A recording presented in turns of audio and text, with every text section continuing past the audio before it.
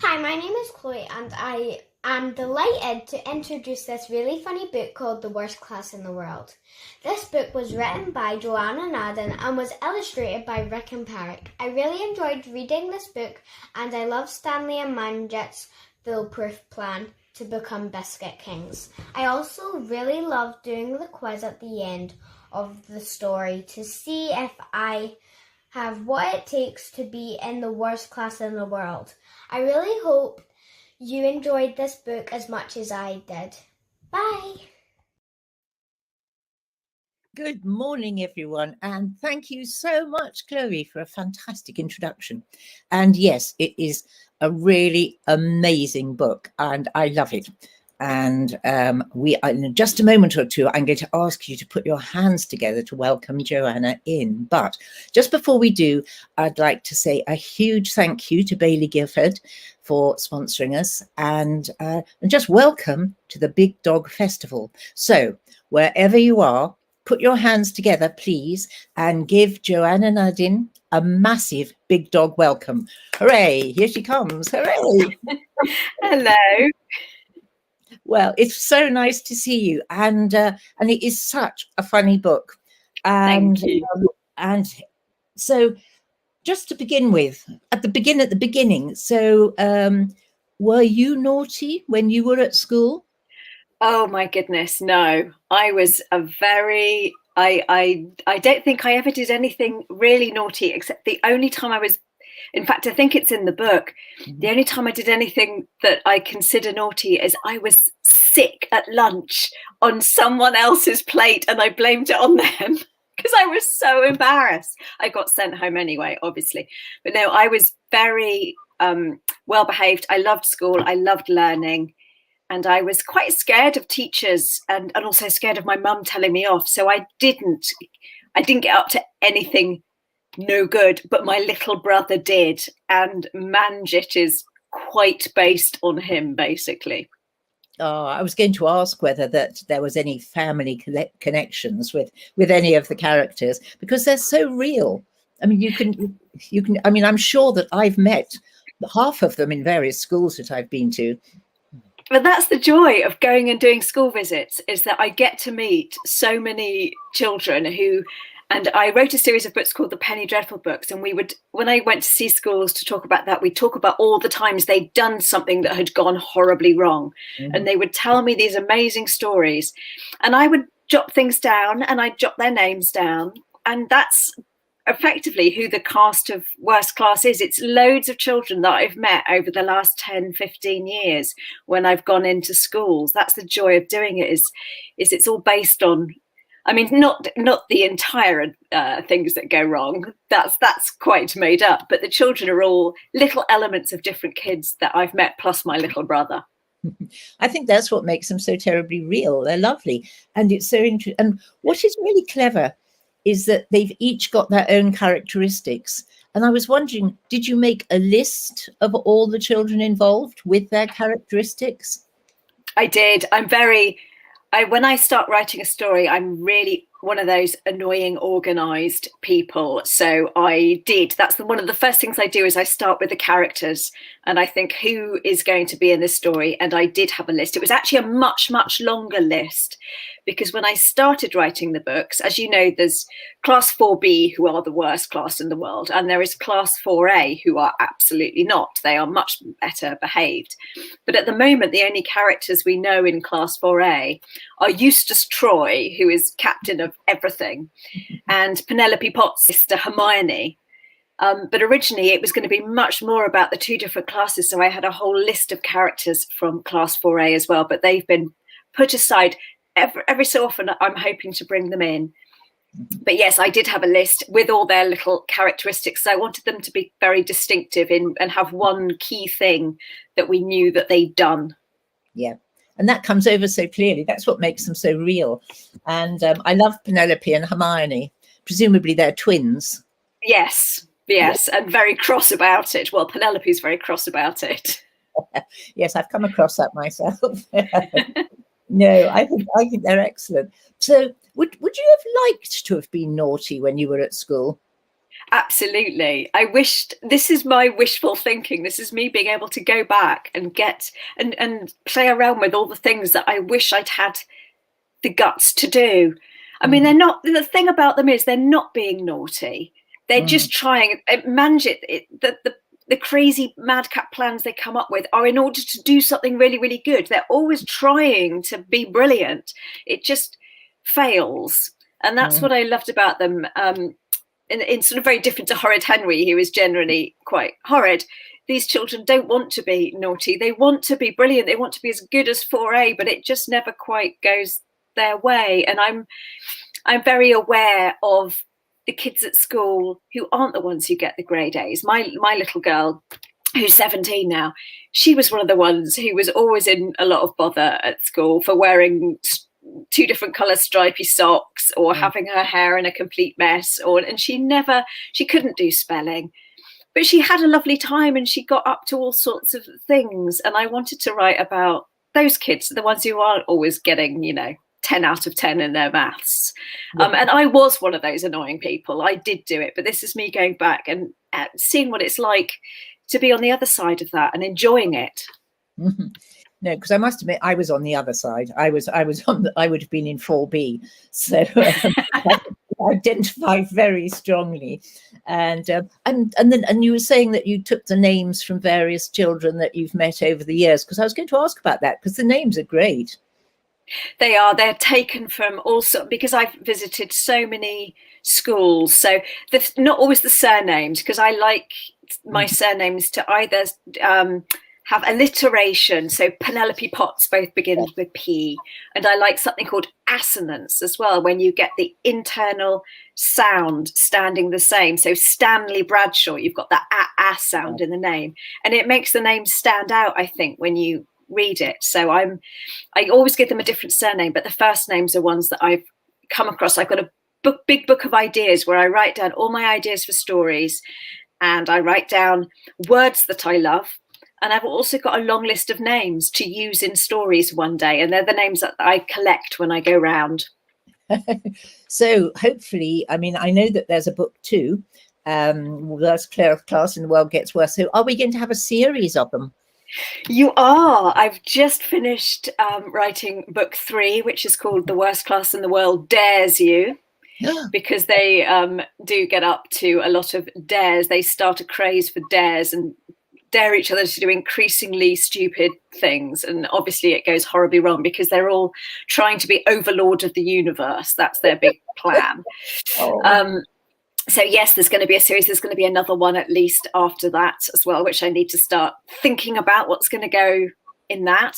And then I would hope there'll be even more after that. It's such a joy to write about things going wrong and mess and write jokes that I would happily write these stories. Yeah. Yes. Well, that's one of the things that comes over, is that there is that sense of enjoyment. I mean, as you said, they are trying so hard, and I love the interaction between them. When somebody makes some comment and somebody else says, yes, but, and you hear that all the time, don't you? Yeah. My brother was known as Yebbert, because that was his answer to everything. Yeah, but what if we did this? Yeah, but no. And he was, it's very much based on real interactions that I've listened to. And the isn't that my daughter and her best friend used to do all the time. Absolutely. Absolutely. No, I had a daughter who was known as INF because she was always saying, it's not fair. And nothing is fair. No. And I love the Stanley's family as well, with Grandpa. I mean, that makes me laugh out loud, and my grandson as well. He's it's actually, I mean, he is exaggerated, but some of the things he says are almost things that I've heard about my mother's childhood in particular. She grew up in Cornwall in quite a poor household, and she has said, I had the ends of my shoes cut off because we couldn't afford new ones, and we all walked 10 miles to school, kind of thing, in a way to point out how easy we have it. So, but that is actually based in reality of my mum and my grandpa, who have told me those kind of stories about how hard they had it when they were when they were younger. And I love the dad as well, he's so full of hope and what he would have done when he was at school. And it's always something nice and fun. And my dad is very much like that. Yeah. And I love the fact that Stanley's mum says, well, as long as you're happy. So, and I think, yes, that just gives him such a warm family background. I think it's very important that as long as you're happy. I think when everyone wants the best for their children and for them to be brilliant at something, but actually the older you get, the more you think, do you know what, I just hope you're happy. I just hope you're having a nice time at school. That's what matters really in the end, is that you're having fun. So I hope that's the message I want to get across, really, that it should be fun more than anything. And the teachers, I mean, I think 4B's class teacher, I mean, he's a man who suffers, isn't he? But he still believes in them. Sorry, I missed the last bit there. Sorry. But he still believes that they have the potential, and that's wonderful. Absolutely, it's and all the best teachers do. I think they know the reality of their class's limits, but it is absolutely about belief. And I've got several friends who are teachers, and they love their children so much in their class and absolutely believe that they can achieve great things, even when all evidence suggests that things might not go their way all the time. And I do think back and think of some of the things that my teachers must have put up with, from not from me, because I was the one doing their work quietly at the back, but some of the other kids in class, and particularly my brother in class, who I'm sure was quite chaotic at times. And they cope with it. And Mr. Nidget is a sort of every teacher, and it's a sort of a massive thank you to teachers as well for doing such a brilliant job, especially in the last year. My goodness, I think as all the parents have had to suddenly teach and realize how difficult it is, we're all very, very appreciative of teachers. I love the fact that he has spare shoes. Just in case he really needs, doesn't he? Always. There's a school near here actually where you have to take your slippers into school, and you wear your slippers in school, and then your shoes are separately for going outside, which I actually think is probably a very good plan. Now, I cannot imagine how many sets of slippers get messed up with paint and things like that, but it does seem like a good plan to me. I think it's an extremely good plan. And I was thinking, I mean, I've got lots more questions from me, and I've got some questions actually from a couple of children who have been reading your books. But would now be a good moment for you to read a section? Could we ask you to? I will. I'm going to read the very, very opening. So for anyone who hasn't come across it yet, it'll give you a little bit of an idea about what the worst class is like. Our class is the worst class in the world. I know it's the worst class in the world because Mrs. Bottomley-Blunt, who is our head mistress and who makes a noise like a horse when she's annoyed, which is a lot, is always taking our teacher into the corridor and saying, "Mr. Nidget, I have come across some rotten eggs in my time, but 4B is literally the worst class in the world." Literally means actually scientifically true. Mrs. Bottomley-Blunt pointed that out when Manjit Morris, who is my best friend, and who was going to be the first human boy to swim faster than a shark, said his head had literally exploded when he got a dog called Killer for his birthday, and it actually hadn't. It is true that a lot of things do not go as well as they could in Class 4B. For example, number 1, the time Penelope Potts became playground monitor and reported us all for trying to tunnel to Finland. Number 2, the time we went on a school trip to Grimley Zoo and Harvey Barlow smuggled a penguin back on the bus. Number 3, the time Manjit brought Killer in for show and tell and she ate 4 gel pens, Lacey Braithwaite's rubber that smells of strawberry, and Mr. Nidget's emergency shoes. Plus, no one has won a prize all year, and 4A have won Best Assembly About Monkeys, Best Being Silent when Mrs. Bottomley-Blunt bangs her gong, Best Raffia Owl Display. Although this is not surprising, as their class captain is Eustace Troy, who is president of chess club, first violin in the school orchestra, and team leader on the Shining Examples competitive spelling squad. our class captain is Bruce Bingley, who can only burp the national anthem, which I think is quite impressive, but Mrs. Bottomley-Blunt does not. She says school is not about footling or fiddle-faddling or fun. It is about learning, and it is high time we tried harder to excel at it. Dad says, well, at least I haven't been arrested. Grandpa says being arrested would be getting off lightly, and in his day he had to walk 5 miles to school barefoot and eat gravel for lunch. Mum, who works at the council, says, I have spent all day listening to Mr. Butterworth bang on about bollards, and the last thing I need is a heated debate about eating gravel.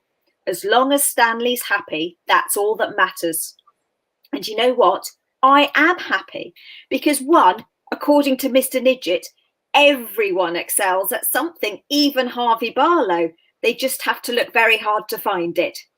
Number 2, according to the laws of probability, we've had all our bad luck and nothing else can possibly go wrong.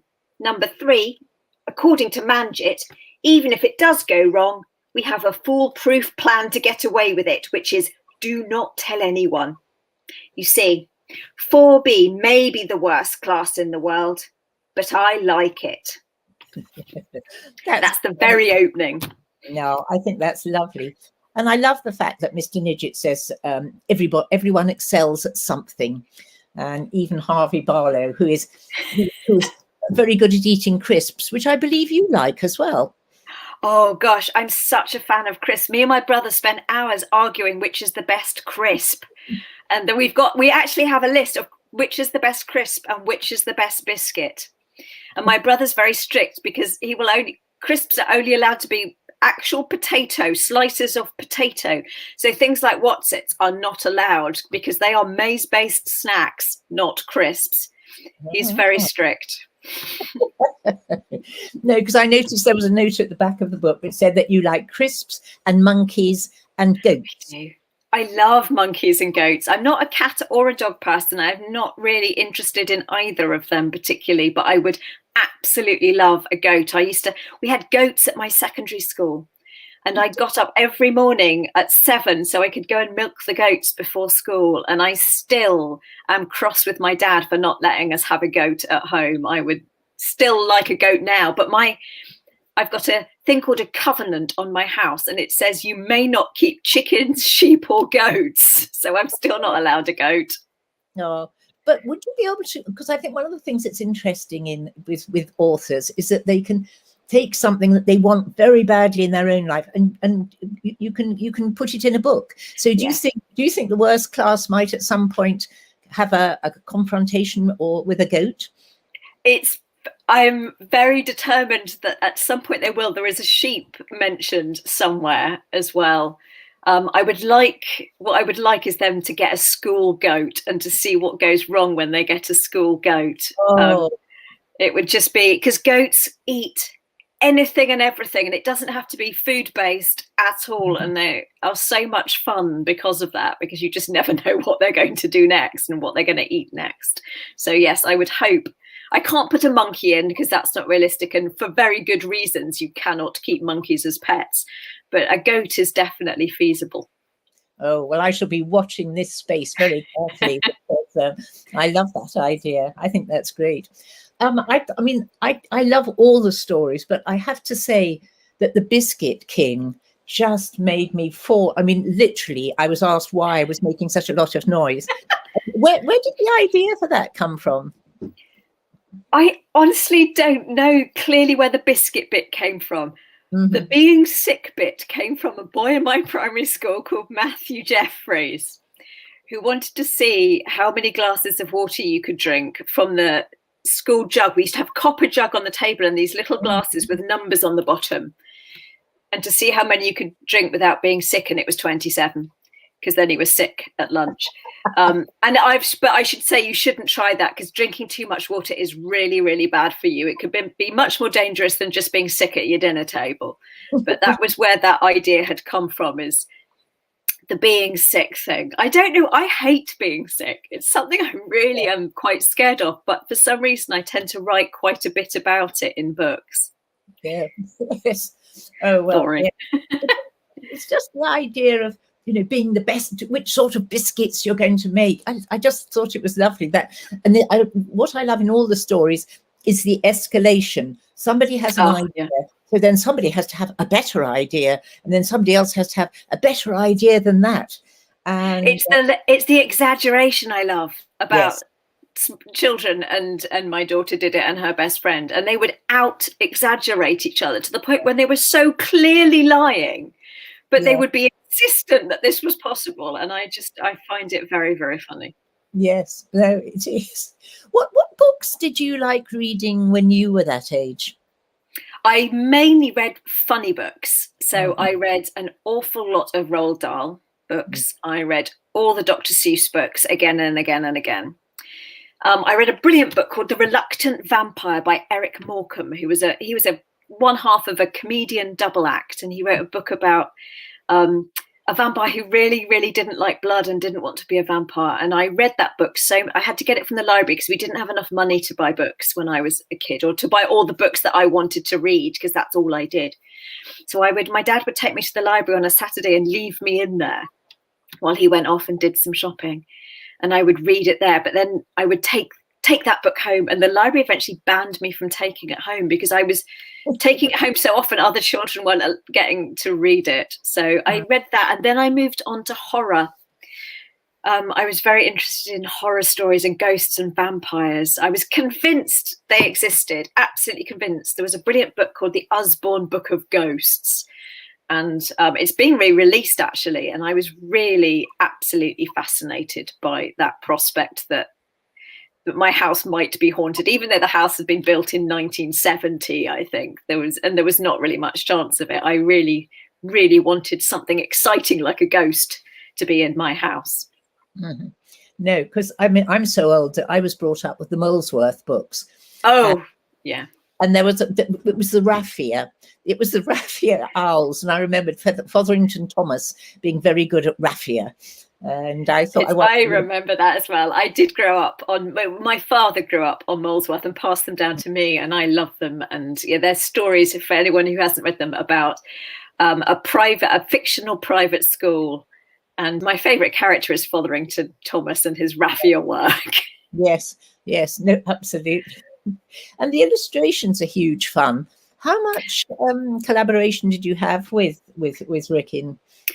This is the first time I was allowed to choose my illustrator. So normally when you write a book, the publisher just decides who's going to illustrate it, as you know, and you don't get much say in anything. And I never even met my other illustrators. I would just get sent the pictures that they'd done and be very, very glad that they seemed to have been able to see inside my head and put those ideas of characters on the page.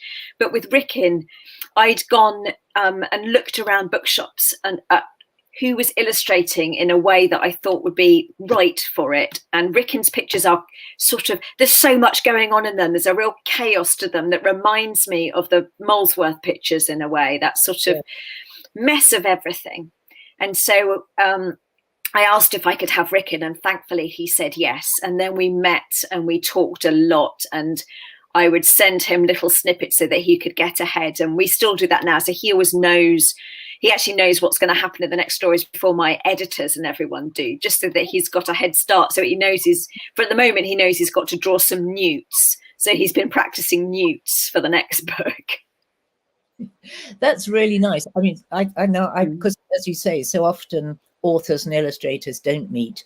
And I think you do get an extra, I don't know. I mean, again, it looks as if he's just so enjoyed drawing them. Yeah, I think he does. I know he does, because we talk about it a lot, actually. And I love putting in little things for him that I know he's going to love drawing. So, yeah. No, I've just got a page open here, and it's just a delight. They really are. I actually have that illustration, the original, up on my wall here, because Ricken sent it to me, that very picture. It's lovely. Yes. No, I mean, and as a sort of starting picture, it's wonderful. And how long, just thinking about the actual writing of them, I mean, your beginning sentences, on each of the individual stories are just lovely. I mean, this one, Lacey Braithwaite, says it's Harvey Barlow's fault for bringing in discount biscuits, and immediately you're hooked. So does that come easily, or do you have to go work on your beginnings? Or though that bit comes, I have to say, it does come easily now. I like to start my stories right in with the action, with something going on. These always start at the end of the story, so they start with everything having gone wrong, but you're not sure how or why yet. But I'm one of those people who I plan out the story far in advance before I start writing it. So by the time I get there, I know what's going to have gone wrong at the end, so I can actually write that bit at the very beginning and know exactly what they're going to say about who's done it and whose fault it is, because I've already planned the story out. Yes. And something I thought was actually very clever was in your introduction that you read just then. You mentioned things that happen in the second book. Yeah, I do. And I didn't know that then. Really? And no, not at all. I just I knew there were going to be 2 books, but I didn't know what was going to be the stories in them. But I just thought of ludicrous events, although they sound ludicrous, but the penguin actually happened. One of my friend's parents was a teacher back in the 1960s, and they had gone on a trip to a zoo, and one of the class brought a penguin back on the bus, and they had to go back to the zoo and take the penguin back. So that has actually happened. But now I've had to write stories to match what I've mentioned in other books. So if you see something mentioned in one of the books about other things that have happened, it's going to happen in another book soon, basically. I thought that was really clever, actually. I mean, it just sent me, because I was waiting for that to happen. And when it didn't happen in this book, and then when I got to book 2, I thought, now I know. So it's a very cunning plan. What I mean, a lot of children watching will be writing stories. And what advice would you give them? I would say, number one, when you're doing the actual writing of it, don't worry about your spelling, don't worry about your capital letters and things like that when you're doing your first bit. So I think the actual writing up of the story is a secondary thing. Plan it and work out what's going to happen, and don't worry about what it looks like at that point, because mine are an absolute mess on the page. You can barely read my writing. And I think focus on the creativity at that point. I think the other thing I would say is, if you're stuck with getting ideas for stories, is look around you and watch what's happening on the news and in newspapers, or something that's happened to friends of yours, because that's basically what I do. Is I borrow things from all over the place, from different people I know, and I wrote a book called Solomon Smee versus the Monkeys, in which what's happened is some monkeys have moved into the town hall in a town in India, and they've caused chaos. And in order to get rid of them, what the mayor has done, instead of calling in some zookeepers, he's hired bigger monkeys, and he's paying them in bananas to try to get rid of the small monkeys. Of course, what happens is utter chaos. This actually happened. It was in a newspaper report in the Telegraph, and I snipped it out and thought, one day that's going to make a great book. And so I sort of magpie things from all over the place, and I think that's a really useful way to think up a story, is basically borrow one from somewhere. Yes. I mean, what a lot of authors say that they keep notebooks. Do you keep you do keep a notebook of ideas? Absolutely. I've got, in fact, it's right up here in front of me. I can grab it down now. There it is. It says I hope you can see it says ideas in my terrible handwriting.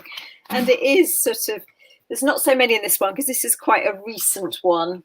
The first one says Queenie. Queen is tired of being a queen and she gets a replacement. And in fact, her cleaner is going to replace her for being the queen for a bit while the queen has a holiday. I've not written that book, but maybe one day I will write that. And there's all sorts of things in that book. There's names. Horatio Nibbs couldn't tell fibs.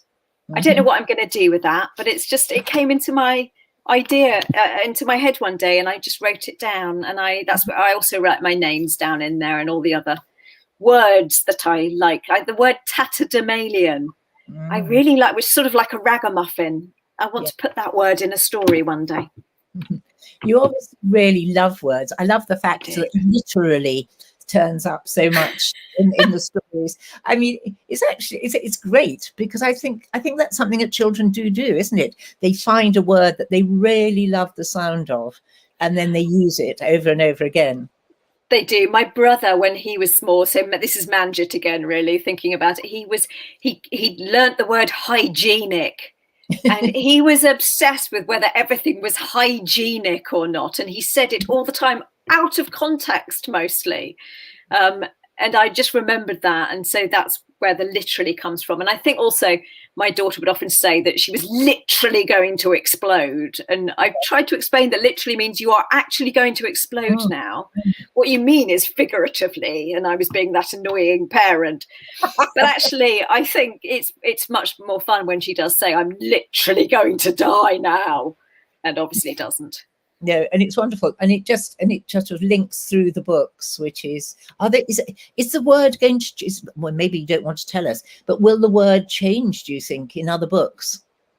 I don't think it will, because I want people to be able to read the books in any order and not feel like they've suddenly grown up a year. So it kind of in the same way that The Simpsons always stay the same age. Yes. Class 4B will never become Class 5B. They are always going to be Class 4B. Yes. Now, I think that's very comforting. And I think for children that are reading, just beginning to read, it gives them a sense of familiarity. But then the stories are different, but there are those little connecting points that you can hang on to. I loved that about books when I was little, definitely. Yes. We've got some questions coming through. There's a question from Joyce. Did you have a favourite teacher? I did, and he's actually the first Worst Class in the World book is dedicated to him. He was our deputy headmaster when I was at secondary school, and we all sort of both loved and hated him. We were terrified of him because he would shout across the field, "You girl, where are you going?" And you'd be like, oh my gosh, what have I done now? He was called Mr. Pet, and he was really scary, but he was also really, really funny and really kind as well. And so he was, and if he liked you, he really liked you, and he was always there to help you. So he is my favourite teacher. You couldn't get away with being naughty with him, but you could get away with being different and being fun. And he really appreciated that. And so he was, and he died a couple of years ago. So that's why the book is dedicated to him. Yes. Oh, that's lovely. There's a question from Ellie. Ellie says, if the illustrations are not like what you had in your head when you were writing, are you allowed to say that?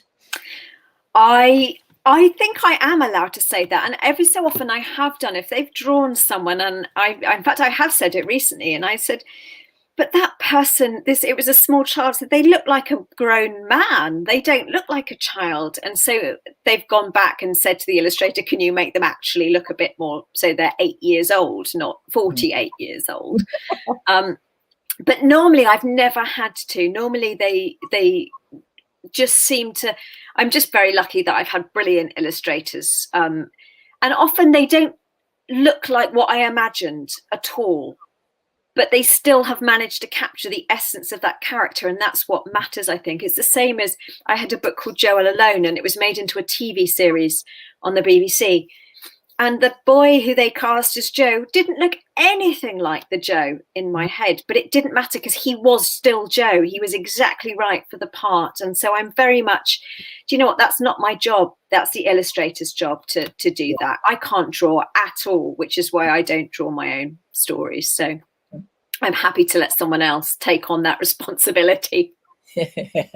No, I'm particularly fond of the pictures of Mrs. Bottomley-Blunt. Oh, isn't she amazing? Her hair, Mrs.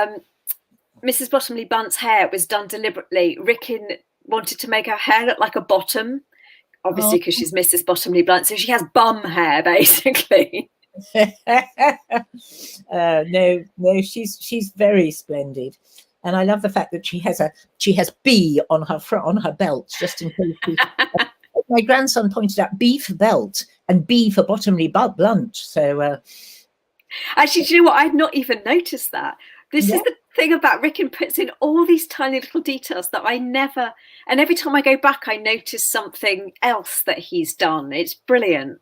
Yes, I think that's no, it's wonderful. Now, Harry asks, do people recognize themselves in your stories?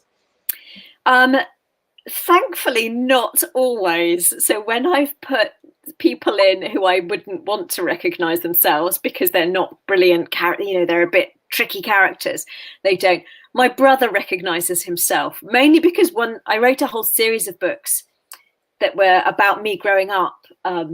But I didn't, the me character was called Rachel in it. But the character who was based on my brother, I forgot to change his name. So it was called James. So he very, very much recognized himself in that book.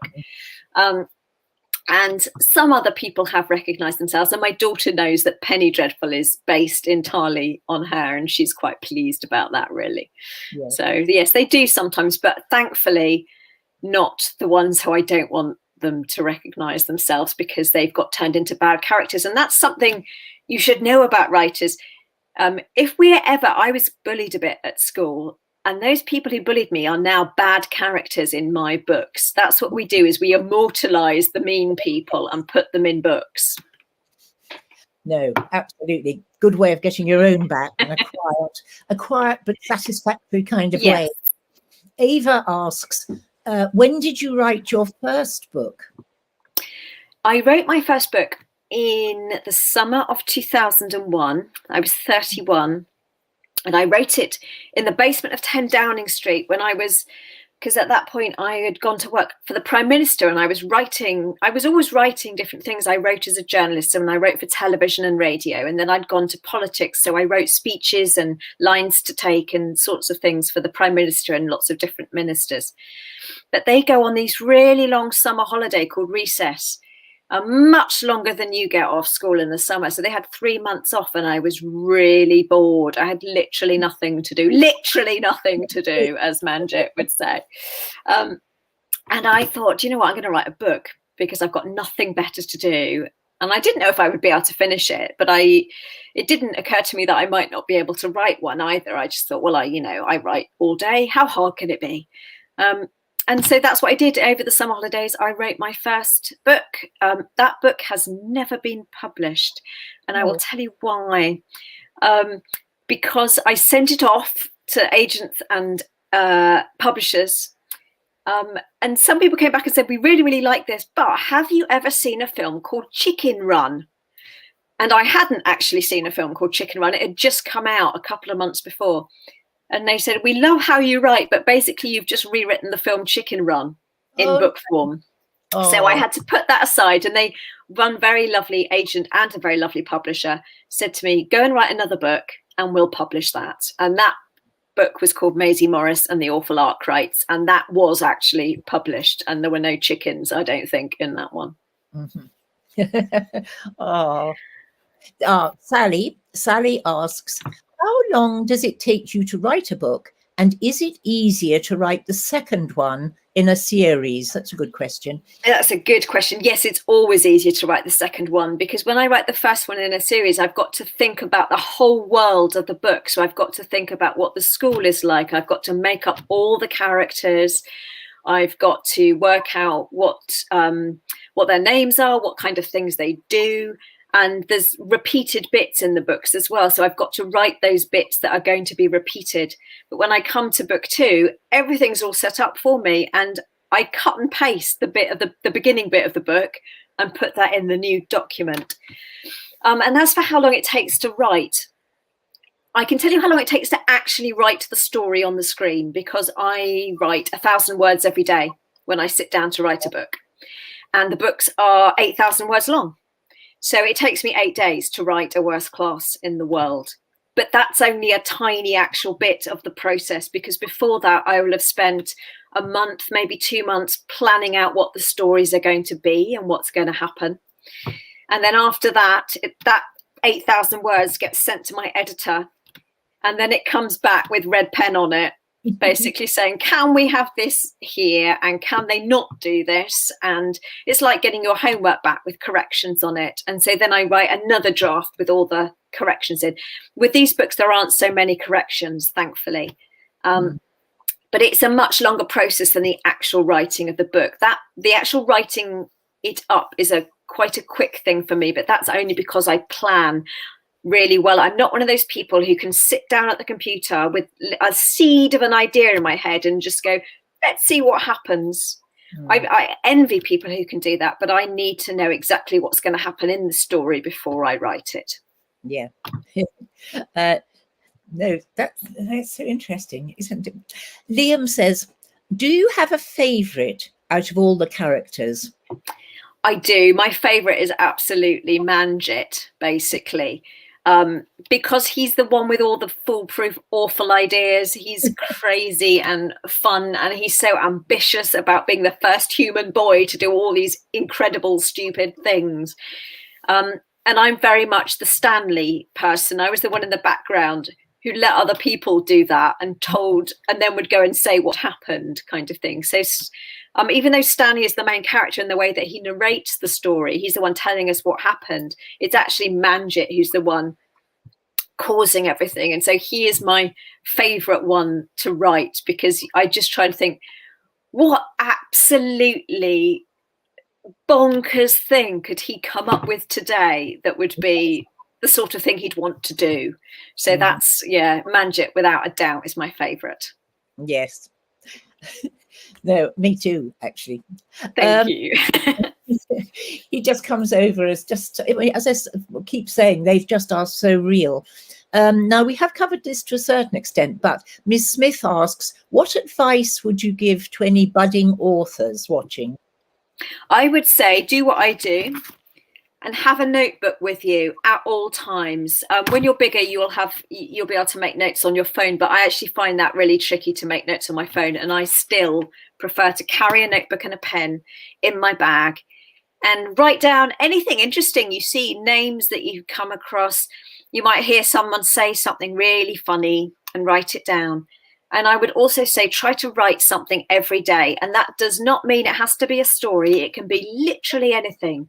Because writing, in the same way as playing a violin or running or doing any sport, a lot of it is about muscle memory. And the more you write, the easier it gets to write. So for years, I didn't write stories at all. I was writing TV scripts and speeches.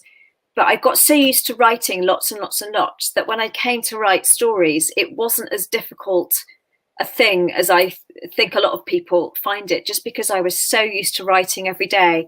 So I used to keep a diary when I was a teenager, and that was a useful way of trying out different voices as well. I would try and sound like I remember starting a diary when I was a teenager saying, I'm going to be really intellectual in this and not talk about boys at all. And then 2 pages later, I'm talking about boys again. But it's a way of testing things out. So if you can write a little bit every day, I think it's really, really good practice for you. Mm-hmm. I've got a question from Charlie, which is one of my private list of questions that and he says, how many books have you written now? It's I have written and published, or are going to be published in the pipeline. I'm on my 88th at the moment. Yeah. Which is quite a lot. There've been a couple that I've written that either were about to be published and then got pulled for various different reasons, like changes in school curriculum. But yes, I'm on about 88 now, and it'll be 89 by the end of the year. Wow. And Clara says, this is the last question. Clara says, what are you writing at the moment? So are you writing another worst class book, or are you writing other things? I'm going in between 2 things. So I'm editing. So I'm going back and making changes to a book called No Man's Land that comes out in September, which is a much more serious book about a 10-year-old boy and a 5-year-old boy they're evacuated. We're about to have World War III, basically, and they're evacuated down to Cornwall, and they try to escape from where they've been evacuated to get back to their dad. So it's a much more serious book. So I'm editing that at the same time as writing a brand new Worst Class, which will come out next year. So I'm doing the serious thing and then the fun thing to cheer me up. Oh, that's absolutely brilliant. Now, in a moment, I'm going to ask you if you could read us one last little extract. But in the mean, just before you do that, I'm just going to hold up my copy of the second book, and I'm just going to say to everybody, let's get the angle right and try to get the light off it, that you can buy the books from the Book Festival website, and do get them, because they are such a fun read. They really are. And I've been reading them to my grandson at bedtime, and he had to get out of bed and go and have a wee because he was laughing so much. So I think that's a credit myself. That is a credit, definitely. So, Jo, if you're happy, we'd love you to read one last little extract. I will. I'm going to read you a little extract that, again, is it's not the very beginning of the book, but it's the beginning of the story that is called, we'll get it on screen, Show and Tell. That's the rat fingers pictured there. We used to have pet rats. They were very, very naughty things. Okay. Penelope Potts says it's Bruce Bingley's fault for bringing in his rat called Fingers to show and tell. Bruce Bingley says it's Manjit Morris's fault for bringing in his dog called Killer to show and tell. Manjit says it's Harvey Barlow's fault for only bringing in Crisps to show and tell, which is why they brought Fingers and Killer in the first place. Mr. Nidget says he doesn't actually care whose fault it is, as long as the show and tell madness is finished, or he will literally resign from teaching and become a lion tamer, because it cannot be harder than this. I don't know whose fault it is, but I do know it started on Wednesday. Every Wednesday it is show and tell, which is my second best thing about school after chocolate sponge pudding on Friday, because it means we don't have to do maths that morning. Number 2, Manjit's third best thing about school after chocolate sponge for pudding on a Friday and the newt pond, because he gets to try to be the first human boy to do something outstanding, e.g. juggle an apple, a sock and a book about bees. It doesn't always go to plan, but Mr. Nidget says it is the trying that counts, and Manjit is literally the best trier in the world. Number 3, the bane of Mr. Nidget's life, which means it is his absolutely worst thing about school, because it always involves Mrs. Bottomley-Blunt swooping in for a surprise inspection and telling us we are the worst class in the world, because nothing we are showing and telling is interesting or informative or as outstanding as 4A. It is just mainly messy. On this Wednesday, what happened was Manjit had just finished trying to be the first human boy to drink a cup of milk while blindfolded and spinning around without spilling a drop, which he didn't. He spilt it all over Mr. Nidget's emergency shoes, which he was already wearing because of an incident with some paint, and so he had to wear just socks. And next it was Harvey Barlow's turn. Lacey Braithwaite said, "I bet he's got crisps. It is always crisps." And Manjit said, "That is a total lie. Once it was a jam tart." And Lacey said, "Wasn't." And Manjit said, "Was." And Lacey said, "Wasn't." And it turned out Lacey was right, because the jam tart had just been a random snack. And this time Harvey had brought in a packet of crisps after all. But Mr. Nidget didn't mind. He said, "I've told you before, the point of show and tell is that we all find different things interesting. And if Harvey finds crisps interesting, then that's all that matters. So please pipe down and let him get on with it." So we all did pipe down, and he let Harvey get on with it. And he told us that he'd found a prawn cocktail crisp in a packet that was supposed to be salt and vinegar, which he said was interesting, but also annoying. Lionel Dawes said it was actually terrifying, because she does not eat anything with a face. Manjit said he actually might have literally died because he is allergic to prawns. Mr. Nidget said no one was likely to literally die from a packet of crisps, not even prawn cocktail, because there is no actual prawn in them, just the smell. But Muriel Lemon, whose parents are both doctors, and who was excused from all dangerous activities, e.g. netball, football and science experiments, said, "Actually, you can die from crisps because you can choke on them," which is when Mrs. Bottomley-Blunt swooped in for a surprise inspection. And I'll leave that there, and you can find out what the surprise inspection led to later. Absolutely fabulous. And I have to say, I'm going to sneak in one last question, because I love it. What advice would you give to a teacher dealing with the worst class in the world? I would advise 1, emergency shoes, and 2, be patient, because as they've just said, they're all trying, and trying is the most important thing after all. So yeah, emergency shoes and patience, I think. Well, we'll all collect our emergency shoes, but in the meantime, thank you so much. It's been absolutely fabulous, and I've loved every minute, and I'm sure everybody watching has as well. So can we please give a massive round of applause and say thank you very, very much to wonderful Jo. Oh, well done. Thank you. Yeah.